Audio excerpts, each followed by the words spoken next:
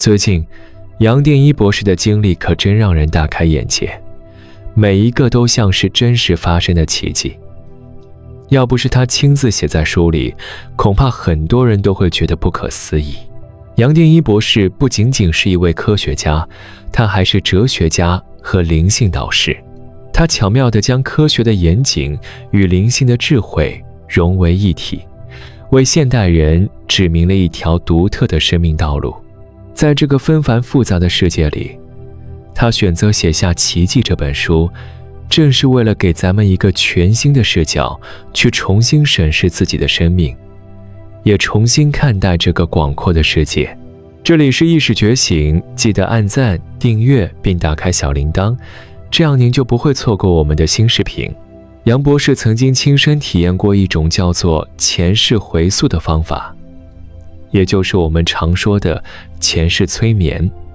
通过这种方式，他竟然清晰地看到了自己好几辈子的生命片段。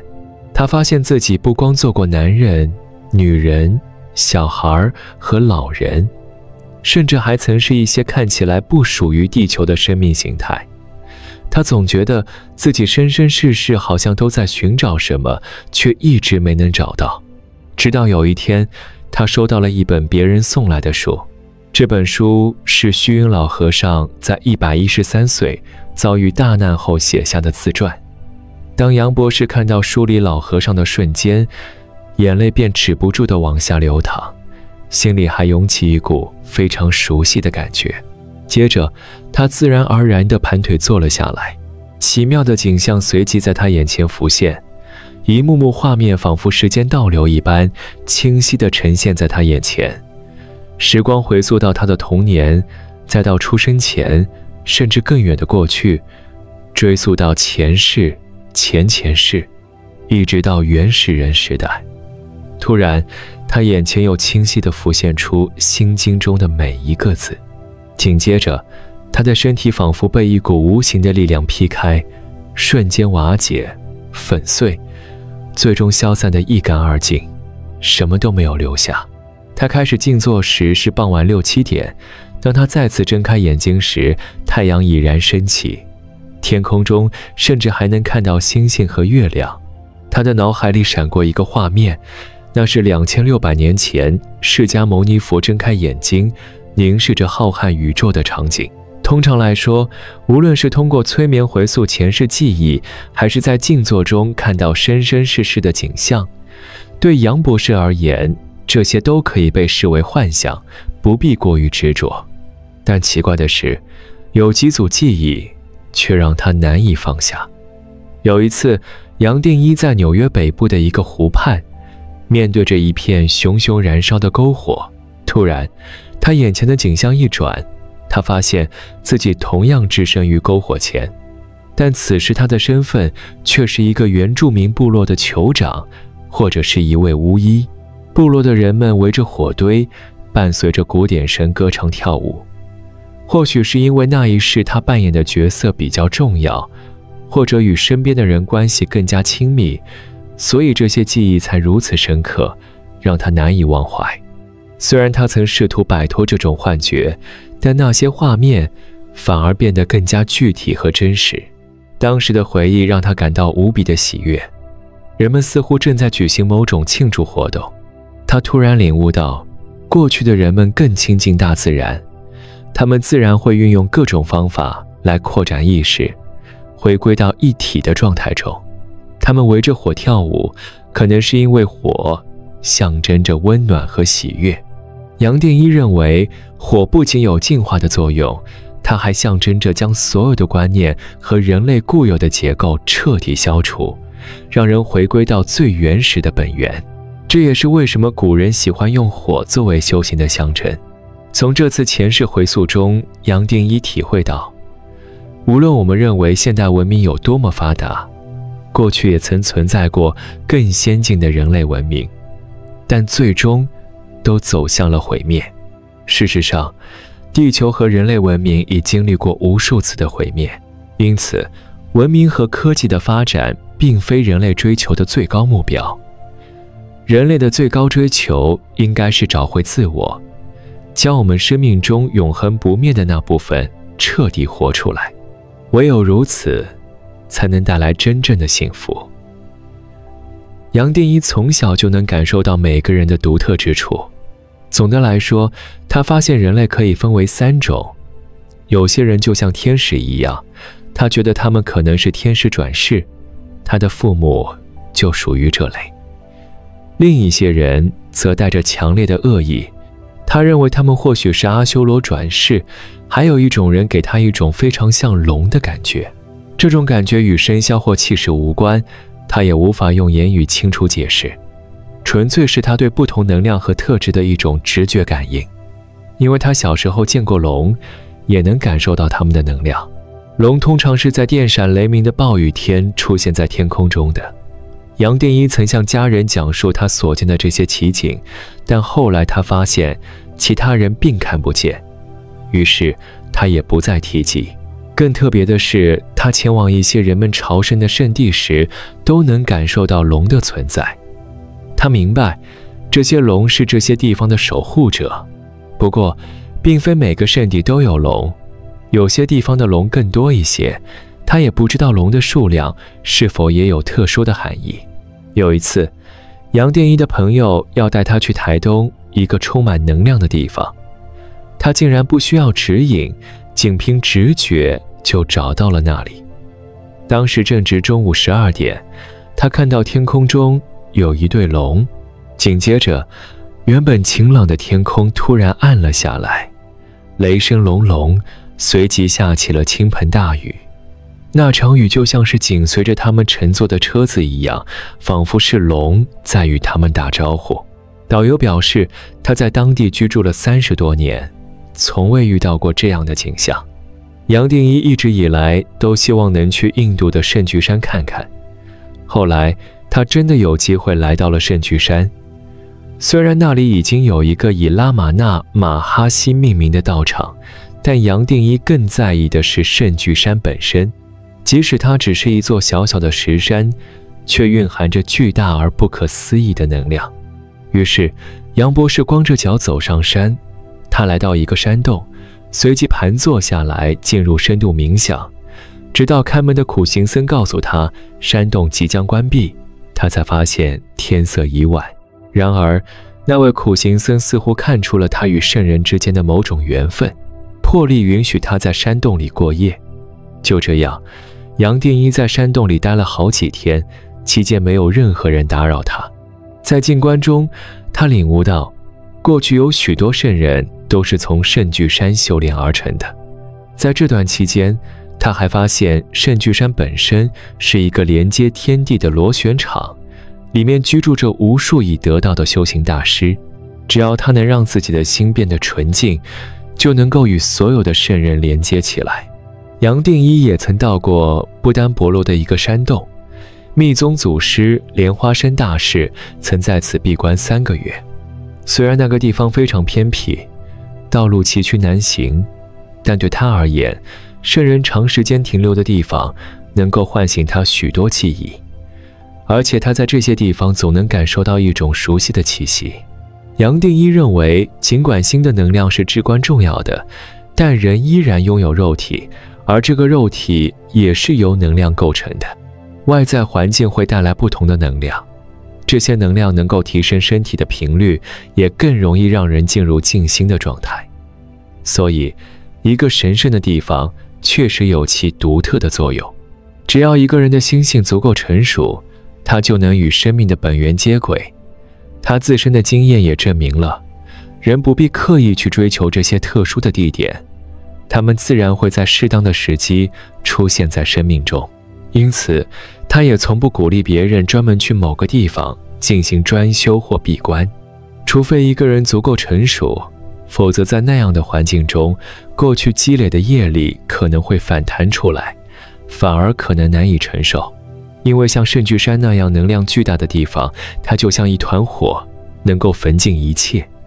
他还听说有些人到那里后精神崩溃了。同时，杨博士也发现了一个问题，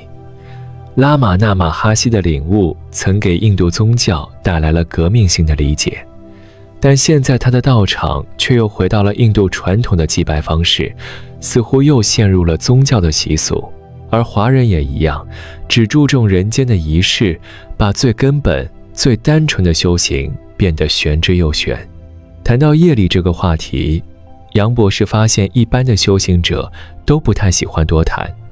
但对他来说却特别感兴趣。有一次他独自在海滩散步时，看到一只大海鸥嘴里叼着一只小鲨鱼，他想都没想就跑过去赶走了海鸥，然后转身将小鲨鱼放回了海里。神奇的是，水里还有许多体型较大的鲨鱼，而小鲨鱼竟然游回岸边，双眼盯着他，仿佛在表达感恩。他心里也默默地为眼前的鲨鱼祈祷，希望他日后遇到的海豚或人类能够放过他们。虽然杨定一救了小鲨鱼，鲨鱼们都心存感激，但那只海鸥似乎不太高兴，它紧跟着杨博士，仿佛在向他抗议。杨定一散步结束后，在海边找了一家餐厅吃早餐，结果早餐刚端上来，还没等他动筷子，就有几只海鸥俯冲下来抢走了他的食物，甚至把盘子都打翻了。餐厅老板说，他开店20年来从未遇到过这样的事情。虽然老板想再为他做一份早餐，但杨博士拒绝了，因为他明白自己不应该做出虚假的分别，认为谁该被救，谁不该被救。大自然中自有业力的平衡，动物们在捕食与被捕食的循环中生存，没有人需要打破这种自然的生态平衡。我们人类也是一样，谁做了坏事就必须自己承担后果，这种因果报应也是业力平衡的一部分，没有人能够逃脱，也没有人需要去干涉。杨博士有一次走进家里的车库，正准备出门上班，突然看到一只小老鼠从角落里跑了出来。当时他没有经过思考，就随手拿起扫把把老鼠打死了。等他冷静下来后，他立刻意识到自己的行为是错误的，于是他一边清理小老鼠的尸体，一边不停地向老鼠道歉。来到办公室后，杨定一感到浑身不舒服。当他静坐时，眼前清晰地显现出那只小老鼠一生的过程。他只能一遍又一遍地向老鼠道歉，请求他的原谅。就在这时，他没想到头顶传来一阵剧烈的刺痛，仿佛有10公分长的针从头顶直刺而下。他眼前闪过自己过去杀过的所有老鼠，因为他以前做生物实验时需要用到小白鼠，有时一天甚至会牺牲50只小白鼠。此刻，每一只曾被处理过的小白鼠都像一根针从他的头顶钻了过去。他静坐了大约1个小时，就有无数根针从头顶钻了出来。杨定一不仅感到身体上的剧痛，内心也充满了深深的愧疚。他清晰地看到了业力及其转化，也深刻地体悟到，只要身体还在，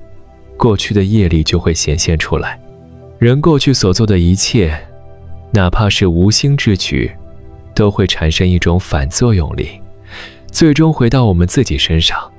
因为人是不可能抵抗业力的。有一天，杨博士在跑步时，突然看到眼前的人们就像是上了发条的玩偶，无论是他们吃饭、睡觉、喝水，还是激烈争吵、温文尔雅地说话，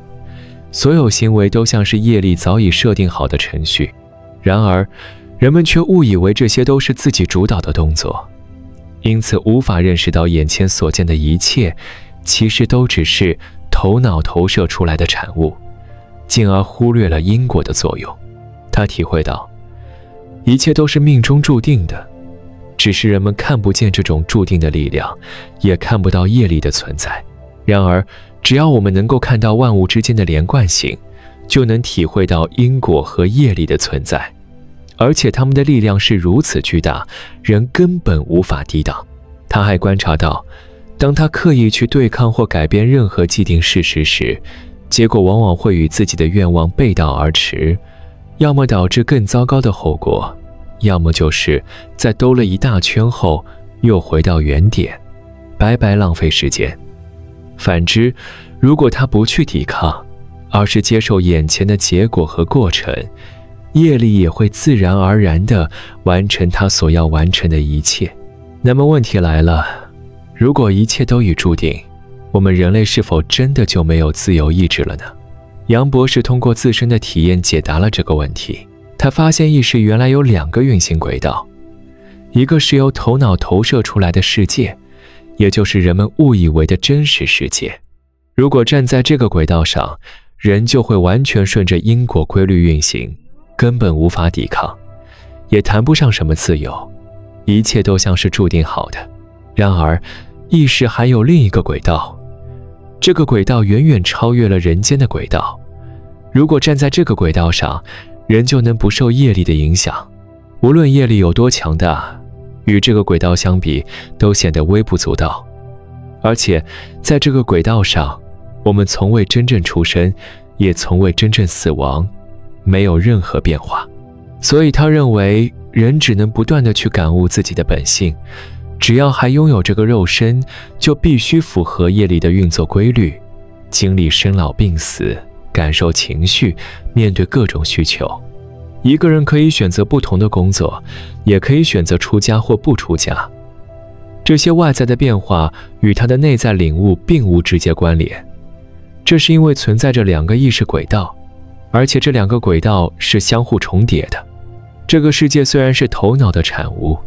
但它实际上也包含在一个更大的一体之中，从未脱离这个整体。正是因为如此，人类才有可能实现开悟。他提到，更大的意识层面，也就是他所说的一体，是永恒存在的。无论我们是否去寻找它，它都一直在那里。确实如此，如果没有这个虚幻的世界，没有这样一个令人迷惑的环境，又何谈开悟呢？因此，如果人不想被业力束缚，就应该在磨砺中提升自己的精神境界，最终超越并摆脱业力在人间这一层面的束缚。而这正是古往今来所有圣人和修行者们所走过的道路。根据杨博士的说法，现在地球的频率正在不断提升，速度也在加快。黑暗的时代已经过去，我们正处在一个黄金光明的世纪。他之所以分享这些故事，也是因为他感觉到地球已经做好了准备，才有这份缘分让他写下这本书。而且这次与过去不同，考虑到当时人们的成熟程度，过去的修行都是以低调的方式传承，各个法门也是分阶段传授知识，而现在的人类已经进入了一个截然不同的发展阶段，人变得非常聪明，再加上地球频率的快速提升，也产生了巨大的旋转扭力。这次将会有无数人觉醒，尽管地球的快速变化可能给人类带来前所未有的危机，但危机本身也是转化的机会。所以他说，人是无法阻挡这种变化的，只能顺应它。他还提醒人们，如果我们将注意力始终集中在一体上，一体也会回应我们。人不可能站在相对的世界中，试图将自己推向一体。我们能做的就是直接站在一体的立场，尽力将自己带回本源。这番话真的引人深思。杨博士的经历，或许在不同信仰的人看来会觉得非常玄妙，但对于我们普通人来说，如何好好的过这一生，我觉得还是很有启发性的。我们每个人降生到这个世界上，都带着自己生生世世积累的业力而来。每个人都有自己独特的人生剧本，也都有自己需要面对的课题，也都在各自的人生旅途中修行。我们原本都源自于一体，而修行的真正意义，就是找到自己的本性，回到我们最初的来处。那么，大家又是怎么理解的呢？欢迎在留言区和我们分享。关于杨定一博士的故事还有很多，他在自己的修行路上还遇到过多位圣者。如果有机会的话，我们以后可以再和大家分享。那今天的节目就到这里了。如果您喜欢我们的频道，记得点赞、订阅、分享，也别忘了打开小铃铛。我们下期再见。